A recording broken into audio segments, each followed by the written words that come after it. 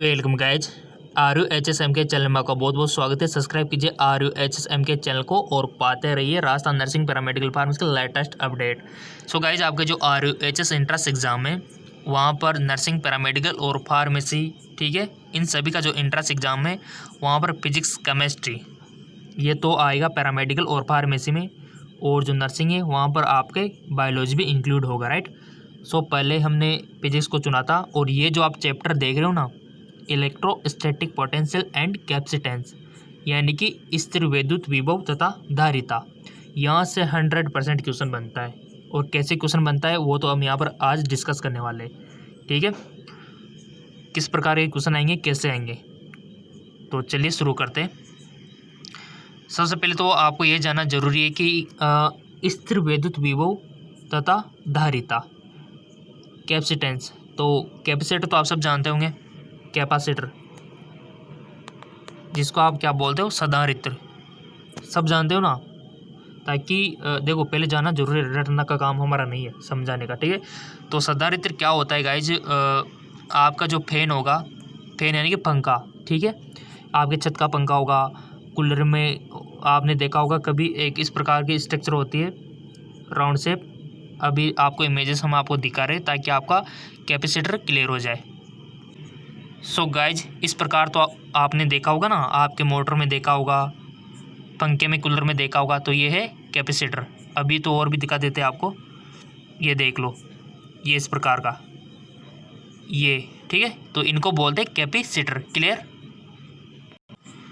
सो आपका capacitor clear हो गया कि क्या होता है, ठीक है। उससे सबसे पहले टर्म आते हैं स्थिर विद्युत। क्या होता है कि एकांक धनावेश को अनंत से विद्युत क्षेत्र के किसी बिंदु तक लाने में जितना कार्य करना पड़ता है उसे उस बिंदु का विद्युत विभव कहते हैं। इसे V से परिचित करते हैं, राइट।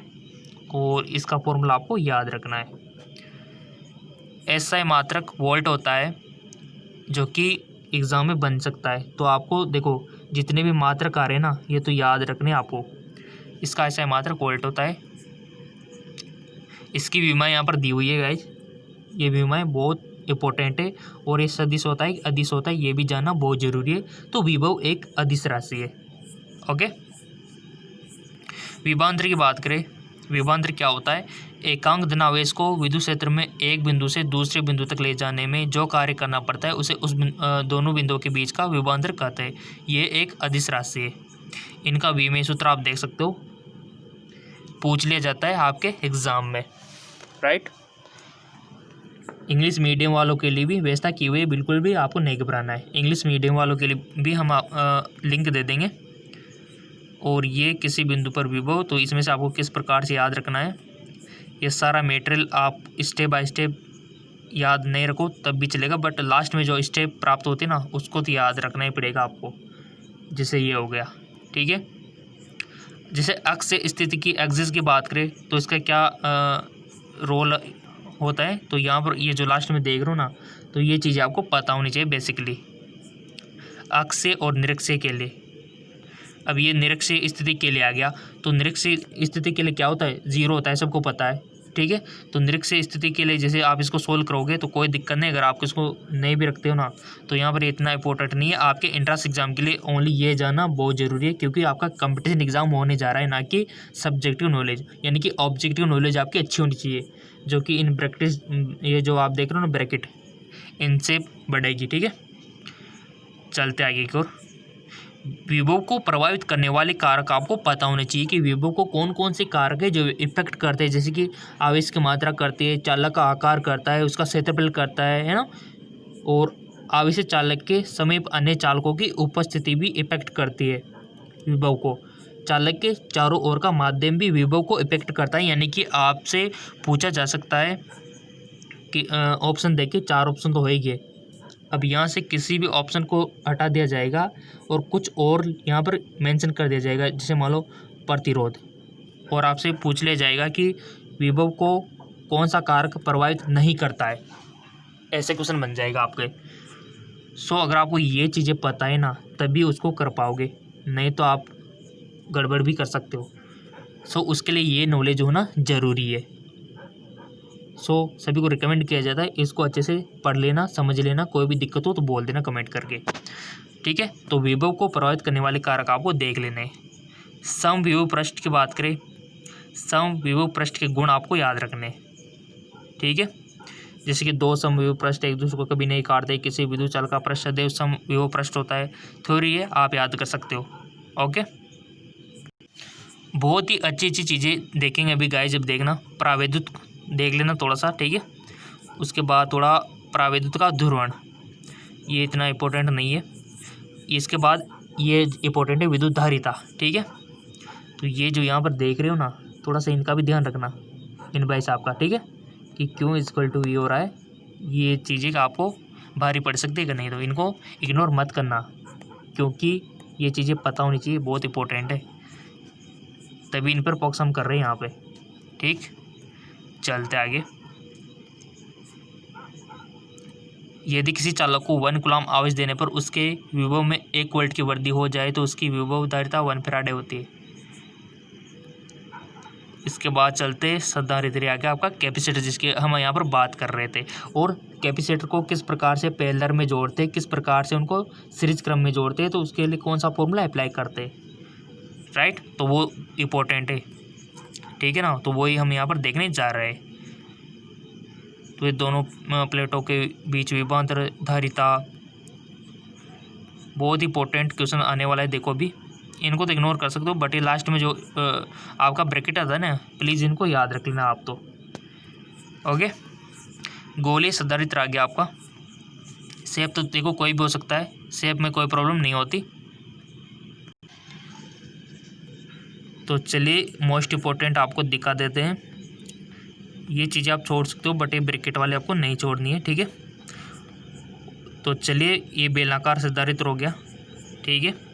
इसका जो ब्रैकेट आएगा ना, वो चीज़ आपको याद रखनी है, ये वाली, ठीक है। ये वाली चीज़ आप लिख सकते हो अपने नोट्स में।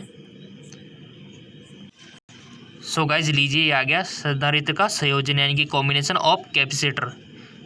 सो किन तरीक़ों से इनको कॉम्बिनेशन किया जा सकता है, जैसे कि सीरीज क्रम में, श्रेणी क्रम में। अब आप श्रेणी क्रम में अगर कॉम्बिनेशन करते हो तो कौन सा फॉर्मूला अप्लाई करना होगा, कौन से फॉर्मूले से आपको आंसर मिलेगा। जैसे कि रेजिस्टेंस प्रतिरोध के लिए हुआ था, उनको भी हमने श्रेणी में जोड़ा था, ठीक है। अभी तो आया नहीं है, बट जैसे हमने 12th में देखा था ना, तो आप समझ गए होंगे। अब यहाँ पर कैपेसिटर को हम जोड़ रहे हैं, ठीक है। तो ये जो आप स्टेप देख रहे हो, ये तो इनको प्रूव करने के लिए, बट इसका जो रिजल्ट है ना, वो ये आएगा, ये वाला। सो श्रेणी क्रम की बात हुई तो आपको यही फॉर्मूला अप्लाई करना है, 1/c equal to 1/c1 1/c2, जितने भी कैपेसिटर है जोड़ते जाओ। ये श्रेणी क्रम के लिए होता है, ठीक। अब यही बात पैरेलल के लिए बोले तो, अगर मान लो कैपेसिटर पैरेलल में हो तो फिर आप कौन सा फॉर्मूला यहाँ पर अप्लाई करोगे, बताइए। ये इस तरह से जुड़े हुए, तो ये 3 कैपेसिटर जुड़े श्रेणी समांतर में पैरेलल, तो इनके लिए कौन सा फॉर्मूला आपको अप्लाई करना है गाइज, उसके लिए करना है आपको ये वाला फॉर्मूला। अब आप एक तो यही फॉर्मूला रट लो, बट कभी कभी क्या होता है, एग्जामिनर 1-2 स्टेप पीछे की नॉलेज चेक करना चाहता है। जैसे कि अब यहाँ पर देख रहे होंगे, ये भी नॉलेज आपकी चेक कर लेता है वो, किसको पता है कि नहीं, क्योंकि ये तो सबको पता है कि समांतर में यही फॉर्मूला अप्लाई होगा। तो वो आपसे कुछ स्टेप पीछे की भी देख लेता है। तो ये बेसिक जो नॉलेज है ना, ये वाली, ये आपके काम के, इनको मिस मत करना, ओके। और ये तो श्रेणी क्रम समांतर के हो गए, बट कभी कभी 2 कैपेसिटर अगर जुड़े हुए तो फिर क्या करोगे, उन कंडीशन में आप किस प्रकार से निकालोगे, क्योंकि 2 के लिए अलग ही अप्लाई होता है। जैसे कि प्रतिरोध में हुआ था ना आपके लिए R1 R2 R1 + R2, तो यहाँ पर भी सेम वही कंडीशन अप्लाई आपको करनी है कि C1 C2 C1 + C2, ठीक है, इस प्रकार से, ओके। तो कोई भी संयोजन आपसे पूछा जा सकता है। और हमारा जो चैनल है GK MCQs MK, जहाँ पर हम रोजाना मल्टीपल चॉइस क्वेश्चन डालते, प्रैक्टिस क्वेश्चन केमिस्ट्री के, और साइंस MK चैनल है, वहाँ पर किसके डालते आपको पता है, फिजिक्स के मल्टीपल चॉइस क्वेश्चन, तो वहाँ पर हमने डिस्कस कर चुके थे। और जेके जॉब चैनल है, वहाँ पर प्रैक्टिस क्वेश्चन हम आपको करवा रहे हैं। हाँ बिल्कुल सही सुना आपने, जेके जॉब चैनल, अभी हम आपको लास्ट में दिखा देंगे। इतने सारे प्रैक्टिस क्वेश्चन है गाइज, वहाँ जाके आप फॉलो कर लेना उसको, जेके जॉब चैनल को। तो ये तो हो गया आपका श्रेणी क्रम और समांतर क्रम का, इम्पोर्टेंट है। लास्ट में जो ब्रैकेट में दिया हुआ है इनको याद रख लेना। वन डे ग्राफ जनित्र मोस्ट इम्पोर्टेंट, इनके बारे में थोड़ी पढ़ लेना, किस प्रकार से इसका सिद्धांत है, सब कुछ हम आपको PDF लिंक दे देंगे। कहाँ पर दे देंगे, अभी तो डिस्क्रिप्शन में दे देंगे, और जहाँ फेसबुक सभी से बोल रखा है फेसबुक पर फॉलो कर लो, वहाँ पर हम बहुत सारे लिंक आपको देते रहते हैं, PDF लिंक फेसबुक पेज पर फॉलो कर सकते हो। इसका लिंक हमने दे दिया नीचे डिस्क्रिप्शन में फेसबुक का, तो आप हमको फेसबुक पर फॉलो कर सकते हो, राइट। उपयोग किस किस में होता है कि उच्च विभवांतर उत्पन्न करने के लिए, धनावेशित कण जैसे कि प्रोटॉन न्यूट्रॉन, बहुत ही अच्छे अच्छे क्वेश्चन गाइज, इतने अच्छे नोट्स आपके लिए अवेलेबल करवा रहे हैं, शायद ही कोई आपके लिए करवा पाए, ठीक है। इतनी मेहनत हम आपके लिए कर रहे हैं ताकि आपका नंबर आ जाए, सिलेक्शन हो जाए और आपका नाम आपके माता पिता का नाम हो जाए, ये हम आपको कामना करते हैं, ठीक है। तो इतना कुछ आपके लिए कर रहे हैं, थोड़ा सा लाइक बनता है और देखा करो वीडियोज़ को ताकि आपका सिलेक्शन हो सके। और बहुत ही अच्छे क्वेश्चन है, बहुत ही अच्छे MCQs आपके लिए हम अवेलेबल करवा रहे हैं। और इंग्लिश मीडियम की बात रही तो ये नोट्स इंग्लिश मीडियम में भी है, जैसे आप नीचे डिस्क्रिप्शन में लिंक दे दिया है, जाओगे ना हमारे वेबसाइट का लिंक आपको नीचे दे दिया है, जैसे वेबसाइट ओपन करोगे तो इंग्लिश मीडियम में भी लिंक वहाँ पर है। बहुत सारे कमेंट आए थे सर इंग्लिश मीडियम, तो इंग्लिश मीडियम में भी है, शायद वो वीडियो को पूरा नहीं देखते होंगे फिर, क्योंकि हर वीडियो में बोलता हूँ कि इंग्लिश मीडियम वालों के लिए भी है, ठीक है। कैसे है अभी हम आपको दिखा देते हैं।